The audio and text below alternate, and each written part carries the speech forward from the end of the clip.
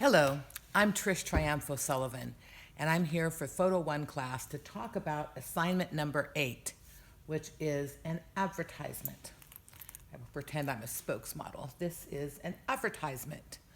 We're going to do one image, and this is an assignment that makes you realize how difficult it is to photograph an object, a small object, right? Because we want you to be able to have it on a tabletop, okay? So it's definitely not, you're not gonna take a photograph of your car or something like that for an advertisement. You're gonna have a product that's small enough that you can fit it on a tabletop so that you can not only control the background area, right? But you can control the lighting and everything about it, right? It's really important that you have control over the entire process, basically, every little element that goes into it. Because frankly, what is advertising about? What do advertisers want us to do? You got it. They want us to buy something. So a successful advertisement actually motivates the person to want and go and take action to buy that product. Whatever that product is, whether it's car insurance or whether it's a hamburger, okay? That is the goal, the overarching goal of an advertiser, right? So when you're looking at magazine ads or TV ads or listening to radio ads, billboards, whatever you're looking at, the ultimate goal is to get you to buy that product or go to that business to buy a product, okay? So let's get started and we'll talk about assignment number 8, which in this class is lecture number 29. We're gonna write advertisement up at the top here so we don't forget about what we're doing.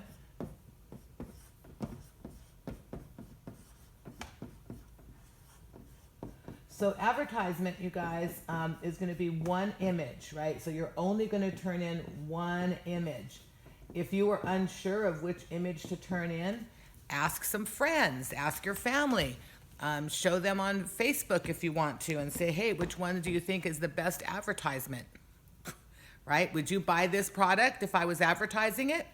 Okay, so just one image. I don't want you turning in more than one. Because it's too overwhelming at the end of the semester, for one thing.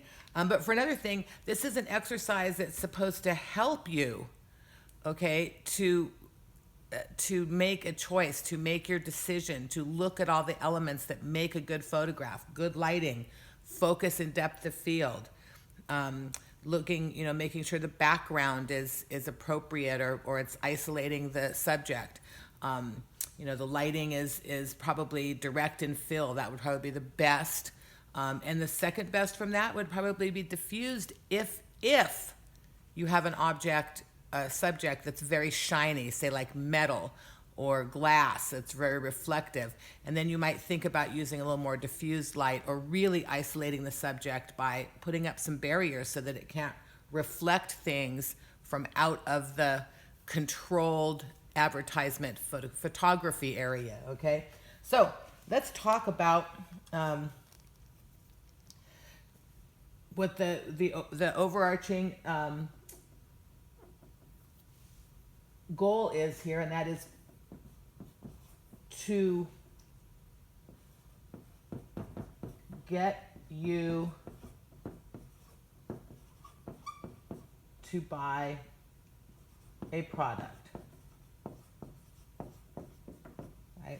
And advertisers have 3 ways that they do this. It's 3 main ways. So 3 ways or 3 methods to get you to buy a product. Okay, so there's 3 main ways. So what do you think the first one is?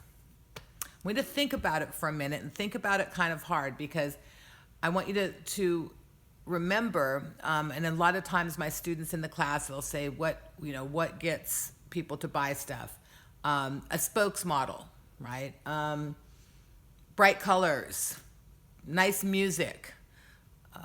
They go through a lot of different, we talk about it in class, right? We're having some give and take here, right? So I usually get probably 20 or 30 different things, but I've only, in my 10 years of teaching photography, introduction to photography, I've only had students guess this number one thing, what the number one thing is that advertisers use to sell product, twice. So that's the number one thing that advertisers use to sell products. Think about it a little bit more. Think about commercials you see, advertisements you see. What is the motivating force that they're using to motivate you to buy their product? So there's one thing that's the main thing that they always use. And it's a 3-letter word that starts with an S and ends in an X. Sex. That surprise you? Well, it shouldn't. I want you to think about what some of the devices they use to sell products like this, right? Notice if they have a spokesmodel, it's always going to be a very attractive person, male or female. You don't see people selling products with like lopsided faces or something that we would consider maybe not so attractive, right? And we do have a standard of beauty in all cultures, not just in the American culture here, but all over the world, of people being pretty symmetrical, right? In cultures where they paint their faces or tattoo their faces, it's always pretty symmetrical. It's meant to enhance your face, right? So you never see unattractive people, number one. Number two, think about some of the commercials you see on TV, some of the ads. Some of them are really blatant, right? Think about the Carl's Jr. commercial where the girl is in short shorts and kind of revealing top, and she's eating a hamburger while she's washing the car, and she's kind of like laying on the car while she's eating it. I mean, oh my God. I don't know. That looked like a pretty amazing orgasmic car wash experience while eating a hamburger, right? So that would say you eat, Carl's Jr.'s hamburgers, and you're going to have a beautiful girl skimpily clad washing your car, okay? So that's pretty blatant, but some are more subtle, and most are pretty subtle.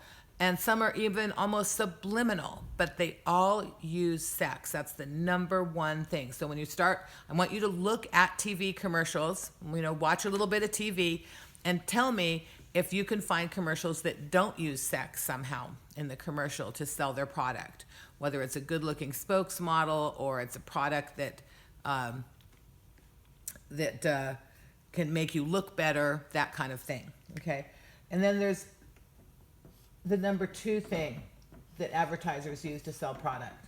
See if you can guess what that is. I've never had a student guess this, but you might be the first one.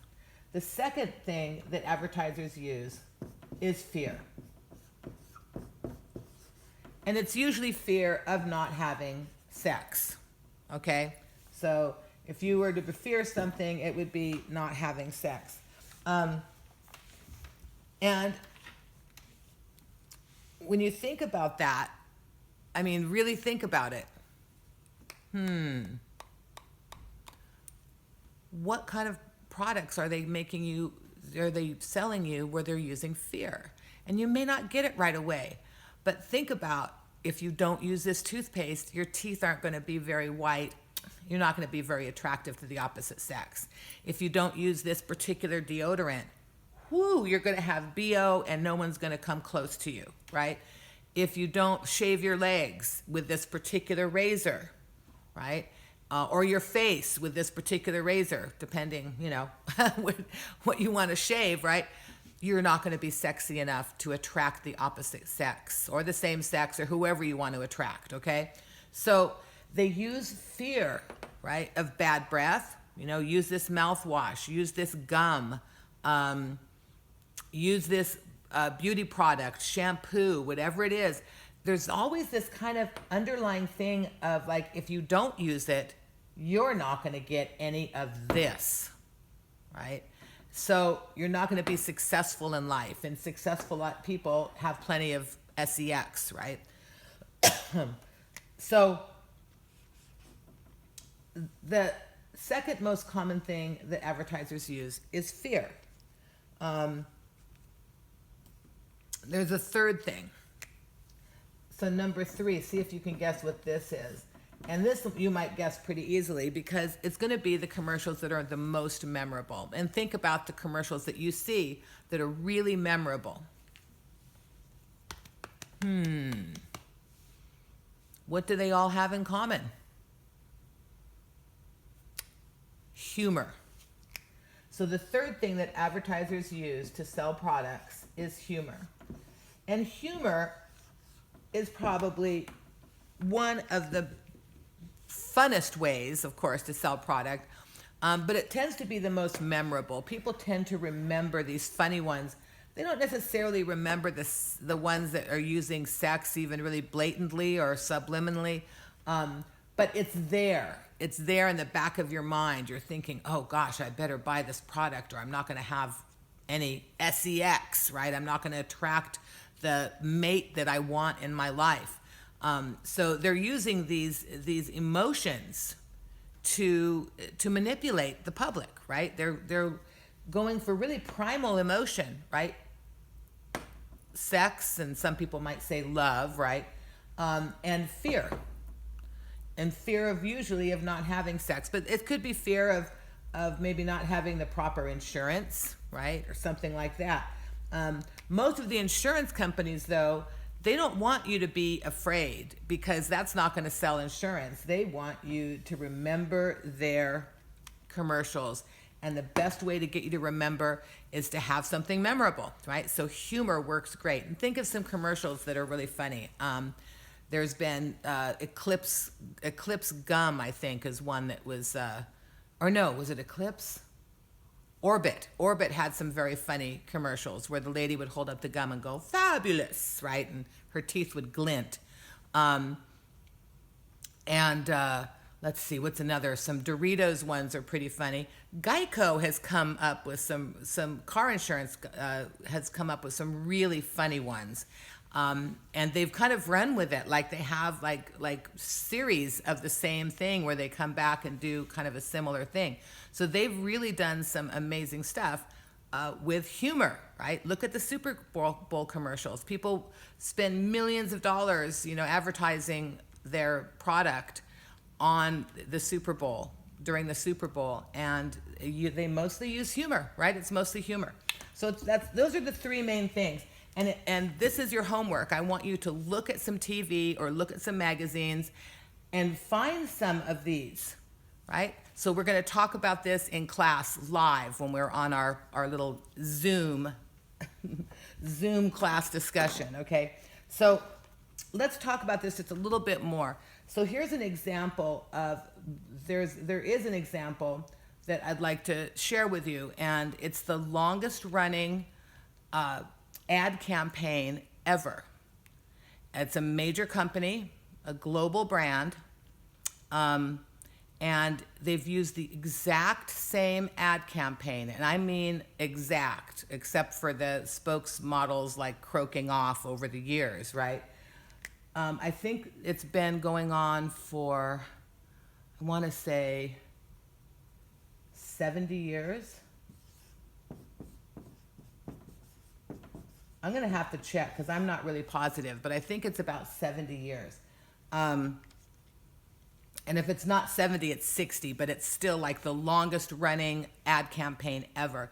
And it's been used in all different magazines, all different languages, all over the world. In fact, this company spends billions of dollars advertising, and they've been successful. In fact, they've been incredibly successful. See if you can guess what ad campaign that is. What's that brand, that global brand, right? The logo's red and white. Nope, it's not Coca-Cola, but it is a worldwide brand. And if you guessed Marlboro, a tobacco product, you'd have it right on the nose. right? The longest running ad campaign is the Marlboro Man. And guess what? It uses sex. And you would say, wow, really, the Marlboro Man? But think about it. Every single magazine that you open up has a full page ad of the Marlboro Man, right? Sometimes on the back cover. Each one of those national or international magazines probably costs upwards of $500,000 to have a back cover ad, maybe even some magazines like $1 million. Just gonna say. Billboards are really expensive, and you see them on billboards too. So what is that attraction? Well, the Marlboro Man, and very many famous actors have been Marlboro Men at one point in their careers because they were started out as models, as not, and not just actors. Maybe they were trying to break into acting. In the meantime, they were doing some modeling. So Robert Redford was one. Who's the guy that played Magnum P.I.? Can't think of his name right now, but I think he's in like Chicago Blue now. Anyway, he was a Marlboro Man. So a lot of famous actors have been Marlboro Men at one point in their careers. And and it's been an ad campaign that appeals both to male and females.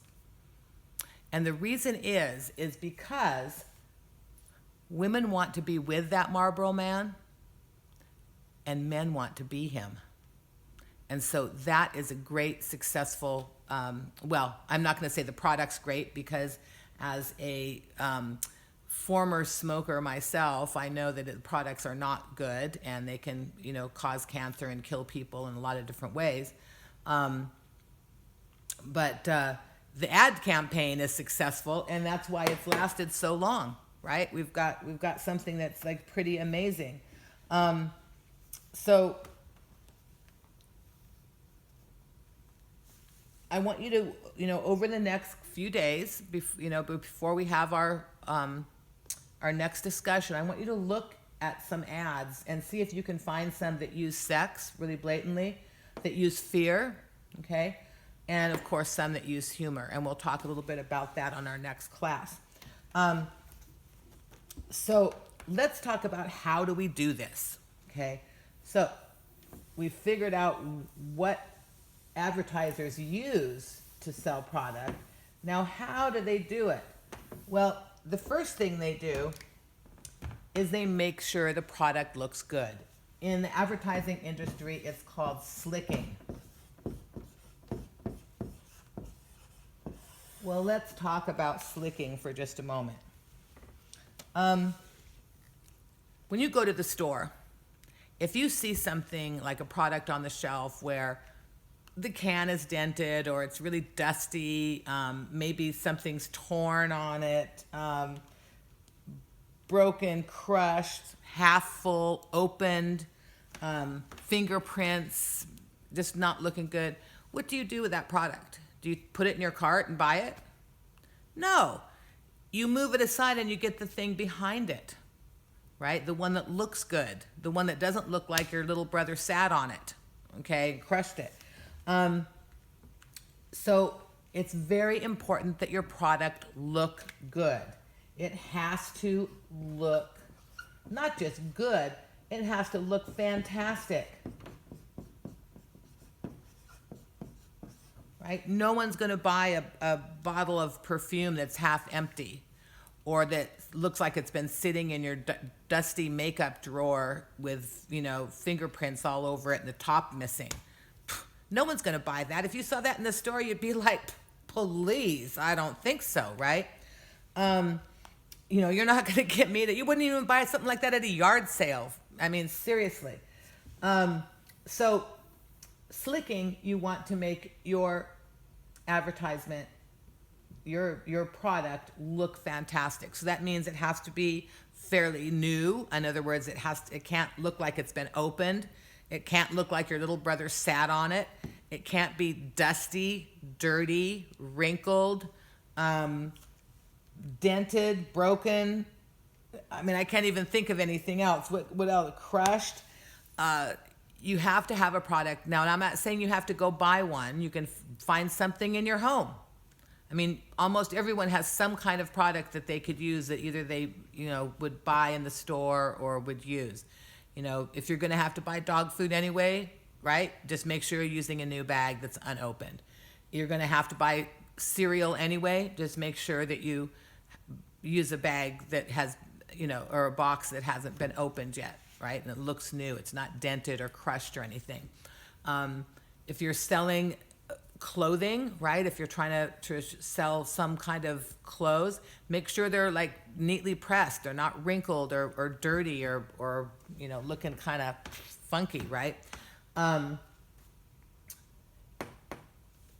You want to make sure that it looks fantastic. So it has to be clean, it has to be full, unopened. If it, like say you want to sell a watch and you have a really nice watch and you're going to model that watch. I mean, you want to make sure that the crystal isn't scratched up, but there's not lint in it or something, right? So you have to really look and make sure the product looks fantastic, right? And then you have to make it look good in front of the camera, right? So to do that, you're going to use the KISS concept. And KISS stands for Keep It Simple. And we used to say, the people used to say stupid back when I was, doing marketing and PR and working for an advertising firm. They used to say stupid, but we don't say that. Right now we just say silly. Keep it simple, silly, right? KISS. So that means you have to make sure that the product is isolated in a way that the background is not interfering with the sale of the product. So you're not going to take your box of cereal and put it on the counter in front of a bunch of dirty dishes, right? No one's going to, they're not going to want to buy a product that looks like it's sitting around, with some dirty old moldy dishes or something on the side of the sink that haven't been washed.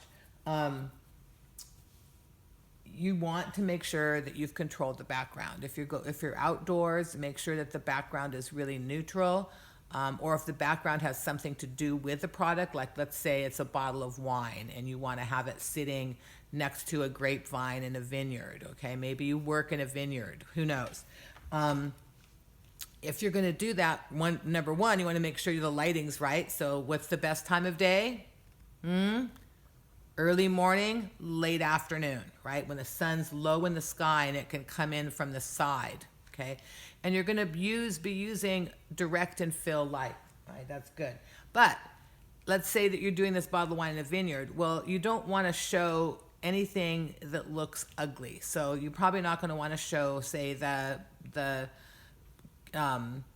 tubing for drip watering or something like that. You're going to want to show a little piece of the vine, maybe a little grape, and the bottle of wine, right? You don't want to show anything that's going to take away from the product. So no ugly old spider web. You really have to think of every little thing. I mean, if I was doing a photo shoot like that, I'd be dusting the leaves of the grapevine, okay, to make sure it didn't look dirty. This is really important stuff.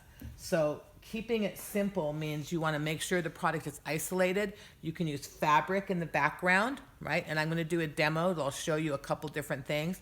You can drape some fabric on the tables and isolate it that way. You can take some paper, right? You can just take some kind of put it in front of, say, a wall or a fence, but you want to isolate it in a way that complements the product, okay? So you want to kind of complement it via color or environment that has something to do with it, just any number of different things. So this is a really important thing, the KISS, keeping it simple. Make sure that you have the controlled environment and that you are making that product look as good as possible with the background looking fantastic, okay? So the background is incredibly important in this. And it's just as important okay, as lighting. So these are equal importance.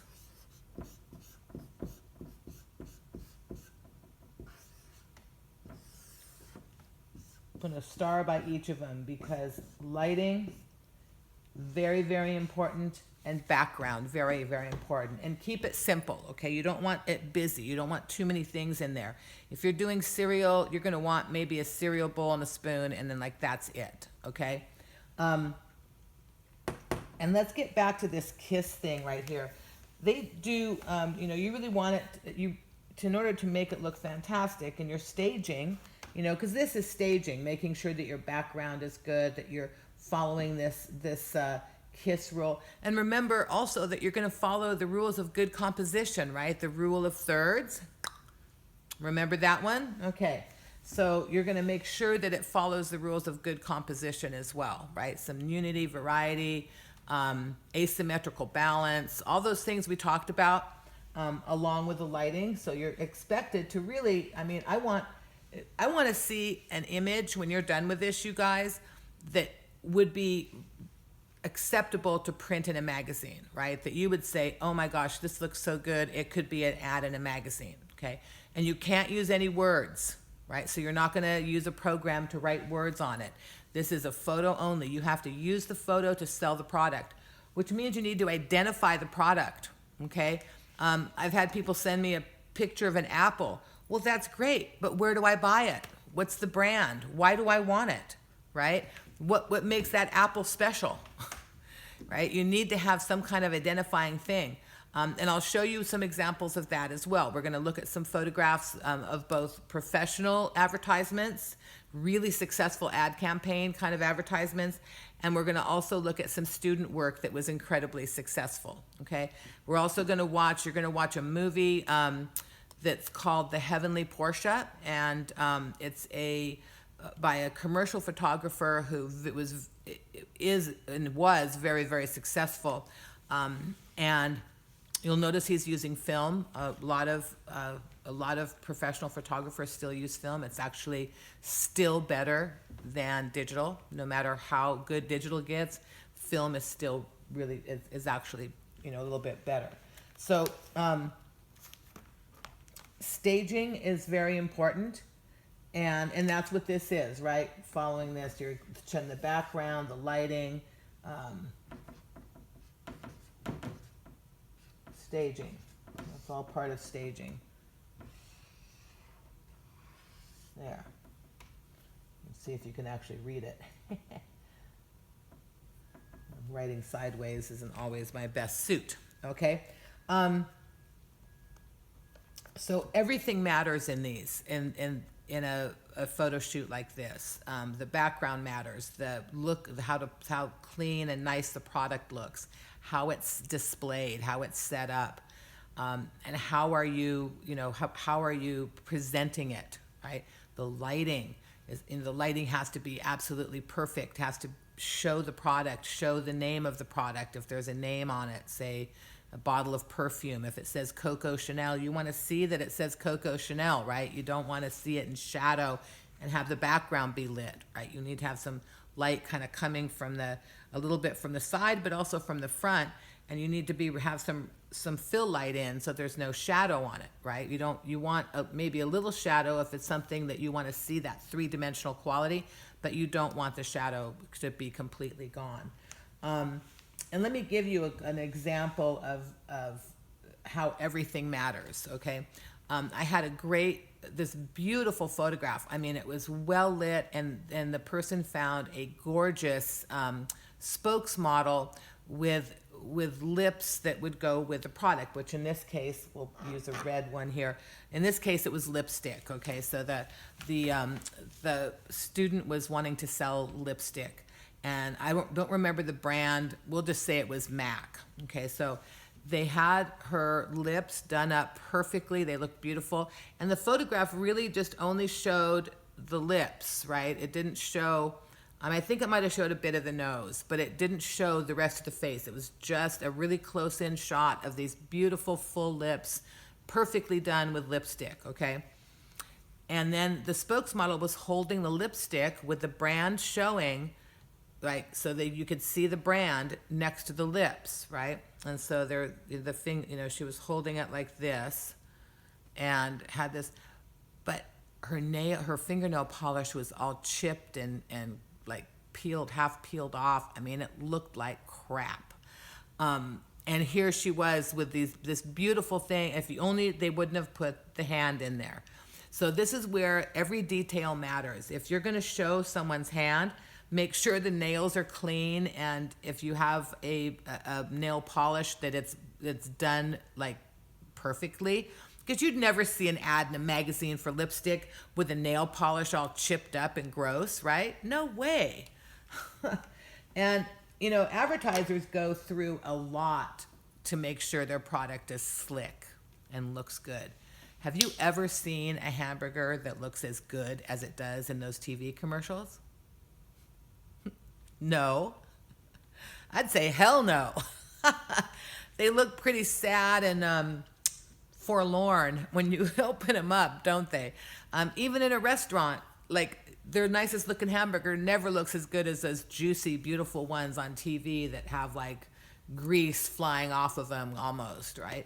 Well, advertisers go through a lot to make their product look good in front of the camera. They use tricks. And in the movie that we watch, This Heavenly Portia, you'll see some of the tricks that the photographer uses to make his subject, in this case a Porsche. And remember, I told you cannot do cars, okay? No cars. Whatever you do has to be able to fit on a tabletop, okay? Unless it's a model car, and then you have to figure out a way to sell that, okay? But advertisers will actually spray stuff on the hamburger, like, to make it look really juicy and greasy and delectable, right? They'll do stuff like spray Armor All on it. Ugh. So the models, the spokesmodels, they take a bite, right? And then they cut and they got to spit it out because it's like some nasty crap that they've stuck in their mouths, right? They're rinsing their mouth out. We don't want to get cancer or die from eating Armor All, right? So they make it look like they're having this ecstatic experience, but it's really some gross stuff. Yeah. So they go to a lot of lengths, and another example will be cereal. When you see them eating cereal, well, they don't use milk because real milk, even whole milk, looks kind of bluish under the bright studio lights. If you take milk out in sunlight, you'll see there's a little bit of a blue tinge to it as well, okay? And you'll see that milk does that. Well, they know that, and so instead of using milk, they use Elmer's glue, right? Now, granted, they do put some water to it, so it's a little bit more liquidy and looks more like milk, right? But Elmer's glue is bright white, and that's what we want to see. We don't want to see blue-looking milk, right? That would look kind of sick, right? We wouldn't want to eat that. So they use this device, this little trick to make it look good. You'll notice if people are having any kind of vegetables in a commercial, they're always kind of misted, so they have like a light mist of water on them that makes it look like they're just had a bath or just got rained on or something, right? It makes that feel fresh, really nice and fresh, and you have that feeling. So you'll notice that when you see vegetables, any kind of vegetables in a commercial, they always look that way, right? Because they spray some water on it, right, with a mist. You'll also notice that when you see a cold drink, it always has that kind of sweat on the outside of the glass, right? That makes it feel cold and fresh, okay? So they do a lot of stuff. And, if you've ever seen a commercial where they're showing food, especially for a local restaurant. In fact, I saw one about a month ago on TV, and I've been to this restaurant, and the food is fantastic. But when they showed the plates of food, they hadn't lit them very well, and they didn't do any slicking to the product, right? They just put them out there, and oh my goodness, it looked like something my dog barfed up. And I was like, they're not going to get anybody to come in their restaurant from this commercial because the food looks crappy. Now, it might have been great food and tasted really good, but they probably made it and it was good when they first started. And then as they were filming, it started getting cold and kind of got a crust over it, you know, of a little film, and looked dull and unappetizing, right? Ugh. So you got to really, really think about this kind of stuff if you're going to do that. So everything matters. You want your product to look good. You want to make it sure it's simple, that you haven't put too much stuff into the ad, like, you know, too many props. Okay. You want to really pay attention to the background. And of course, the lighting is absolutely imperative. So remember, daylight, early morning, late afternoon, right? If you have to do diffused light, which would mean, diffused as in on a cloudy day, I would only do that on a last resort. You really want to use natural light. Now, you can use some natural light, say like in front of a window, okay, like we do for our portraits, and that's totally acceptable. And shoot, there's my alarm. We'll come back for part 2 of this lecture where I show examples and we talk a little bit more about it. See you in class.